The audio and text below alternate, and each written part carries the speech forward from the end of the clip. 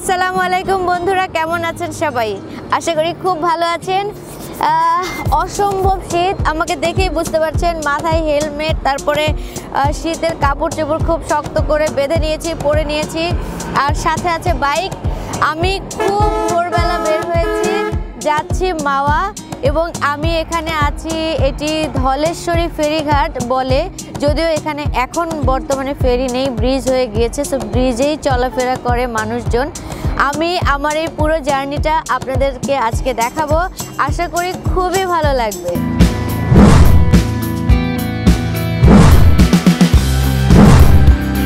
এই যে পদ্মা ইলিশ, ও ওয়াও,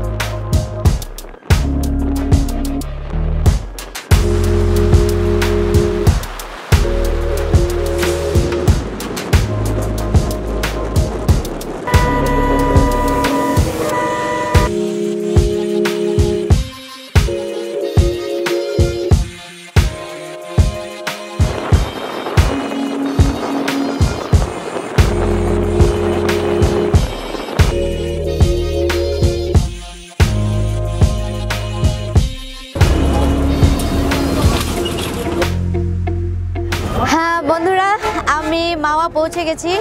এখানে মাওয়া লঞ্চ ঘাট রয়েছে, ফেরিঘাট রয়েছে।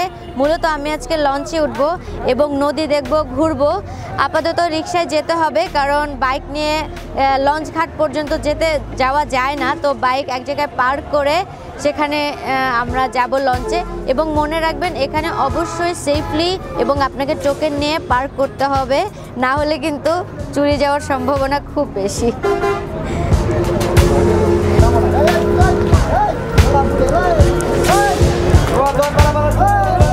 এই চাচা যাবেন 4 নম্বর লঞ্চ ঘাট।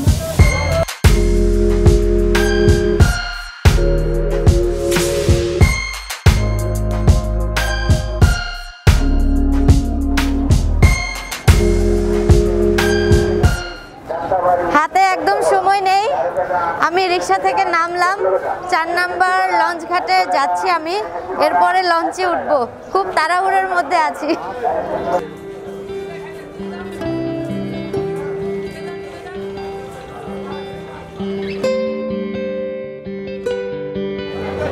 বন্ধুরা আমি এখন শিমুলিয়া লঞ্চ ঘাটে। এখানে আরও ফেরিঘাট রয়েছে, লঞ্চ ঘাট রয়েছে। লঞ্চ ঘাটেরও আবার অনেক নাম্বার আছে, মানে নাম্বারিং করে আপনাকে বুঝতে হবে যে আপনি আসলে কত নাম্বার ঘাটে যেতে চাচ্ছেন।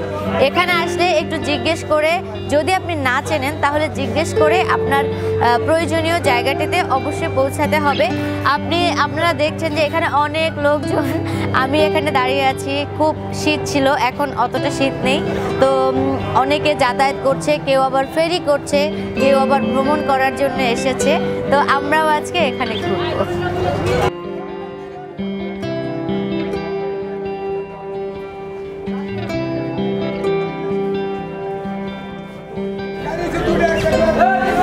লঞ্চ ছাড়ার আগে আপনি কিন্তু এরকম ঝামেলা সবসময় দেখতে হবে আপনার।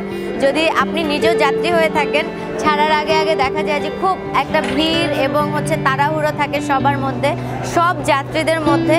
কারণ লঞ্চ ঠিক সময় মতোই ছেড়ে দেয়, একদম দেরি করে না। তার জন্য অনেকেই দেখা যায় দৌড়ে দৌড়ে এসে খুব তাড়াহুড়ো করে লঞ্চে উঠে যান। সকল যাত্রীরা আর কিছু না কিনলেও এই পাউরুটি কিনবে।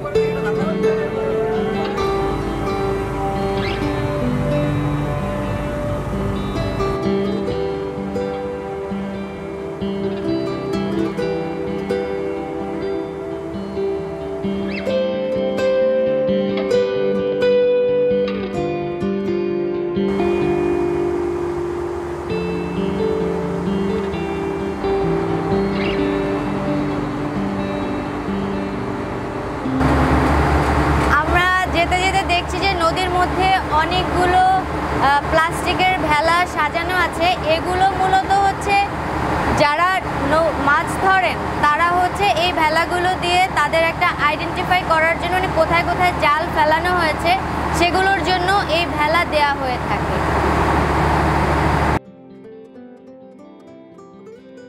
লঞ্চের নিচতলায় রয়েছে কিচেন, এখানে রান্না বান্নার কাজ করা হয়। আমরা এখন একটু কিচেনে ঢুকে আসি।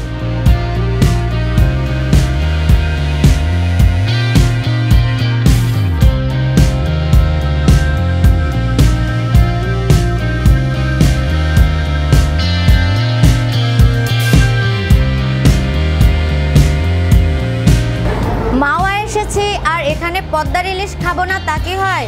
অবশ্যই না, আমি কিন্তু পদ্মার ইলিশ খাওয়ার জন্য অপেক্ষা করে আছি। আমি একদম রান্নাঘরে এসেছি, কিভাবে রান্না করছে সেগুলো আপনাদেরকে দেখানোর চেষ্টা করছি।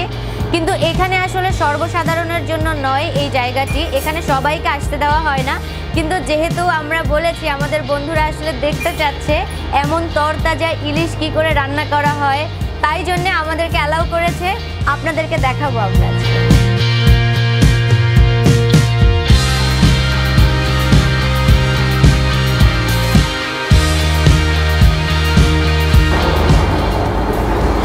এটি হচ্ছে স্টোর রুম। এখানে শসা, টমেটো, পেঁয়াজ, নুন, তেল, মরিচ যা যা প্রয়োজনীয় সব কিছু স্টোর করে রাখা হয়। কারণ যেহেতু নদীপথে যাত্রা করা হচ্ছে, নদীপথেই ভ্রমণ করা হচ্ছে, আশেপাশে দোকান থাকার তো প্রশ্নই ওঠে না, সেজন্য সব সময় সব কিছু স্টোর করে রাখা হয়ে থাকে। এখানে কাস্টমারদের আসলে চাহিদা অনুযায়ী খাবার রান্না করা হয়, মেনুগুলো ওভাবেই তৈরি করা হয়। কাস্টমার যারা আসেন বা যারা রেজিস্ট্রেশন করেন, ফ্যামিলি নিয়ে আসেন বা পিকনিকে আসেন, তারা আগে থেকেই বলে রাখেন যে আমরা এটা এটা এটা খেতে চাই। তবে অবশ্যই আমার মনে হয় পদ্মার ইলিশটা সবসময় থাকে এবং সবসময় মেনুতে সবাই পদ্মার ইলিশকে চাই।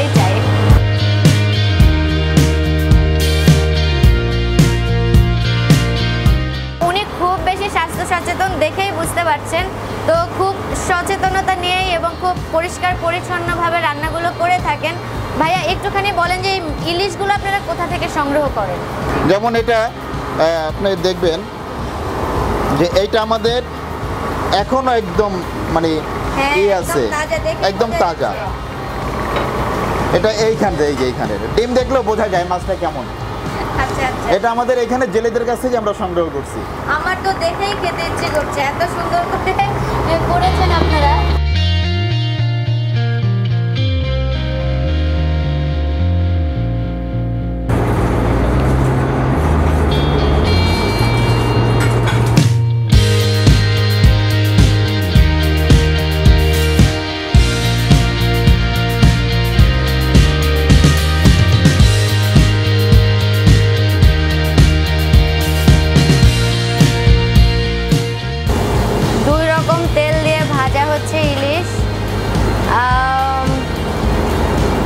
সরিষার তেল এবং সয়াবিন তেল, মানে সরিষার তেলটা বেশি দেওয়া হয়েছে।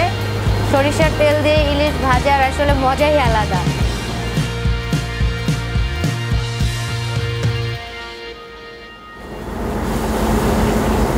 ওয়াও,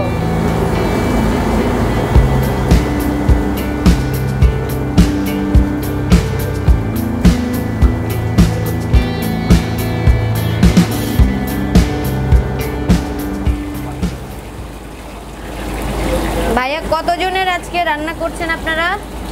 আজকে টোটাল 36 জন। 36 জনের অ্যারেঞ্জমেন্ট, এর চেয়ে বেশি হয়?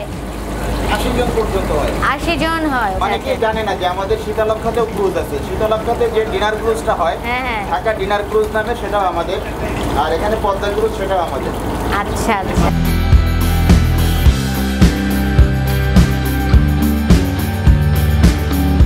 ভাইয়া এই কাজগুলো করতে আপনার কেমন লাগে?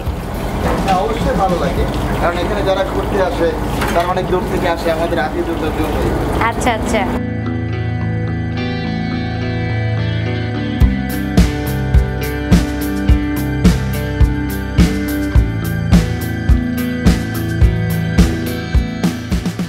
আপনাদের ডিউটি কয়টা থেকে কয়টা পর্যন্ত হয়? আমাদের 8 ঘন্টা। আচ্ছা, আমাদের 3টা শিফট হয়। হ্যাঁ হ্যাঁ, শিফটে কাজ করেন আপনারা? আচ্ছা আচ্ছা আচ্ছা। এমনি ছুটি কিরকম সময়, মানে ছুটি? সপ্তাহে 2 দিন ছুটি থাকে। আচ্ছা, কিবার কিবারে? শুক্রবার নিশ্চয়ই থাকে না, কারণ শুক্রবার। আচ্ছা আচ্ছা, কারণ শুক্রবার তো আসলে অনেক গেস্ট আসে, তো শুক্রবার বোধহয় আপনাদের কাজের চাপটা একটু বেশি থাকে।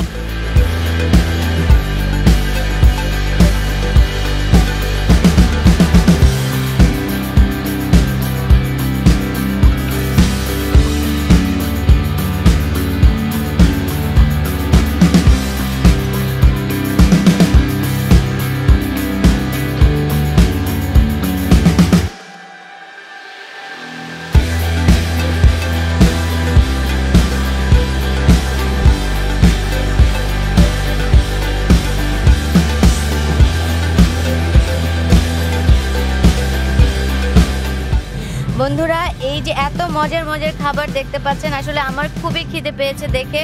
আপনাদেরকে একটু আগে দেখিয়েছিলাম পদ্মার একদম তাজা ইলিশ কি করে ভেজে রাখা হয়েছে, এখন আমাদেরকে দেওয়া হয়েছে খাওয়ার জন্য। আমি খাবো, আর বেশি কথা বলতে পারছি না, আজকের মতো বিদায় নিচ্ছি। আমার ধারণা এরকম মজার খাবার দেখে আপনাদেরও খেতে ইচ্ছে করছে, সো খেতে চাইলে আপনাদেরকে আসতে হবে পদ্মা ক্রুজে, এবং এরকম মজার খাবার কিন্তু শুধু এখানেই পাওয়া যায়, কারণ এই পদ্মা ক্রুজে যারা আছেন তারা একদম জেলেদের কাছ থেকে মাছ কিনে নিয়ে এসে তরতাজা মাছ ভাজি করেন। সো বন্ধুরা, পদ্মা ক্রুজ থেকে আজকের মতো বিদায় নিচ্ছি। সবাই ভালো থাকুন, সুস্থ থাকুন, এবং আমাদের ভিডিও ভালো লাগলে লাইক, কমেন্ট, শেয়ার করুন, আর সাবস্ক্রাইব তো অবশ্যই করুন। আর এনজয় করার জন্য পদ্মা ক্রুজে চলে আসুন।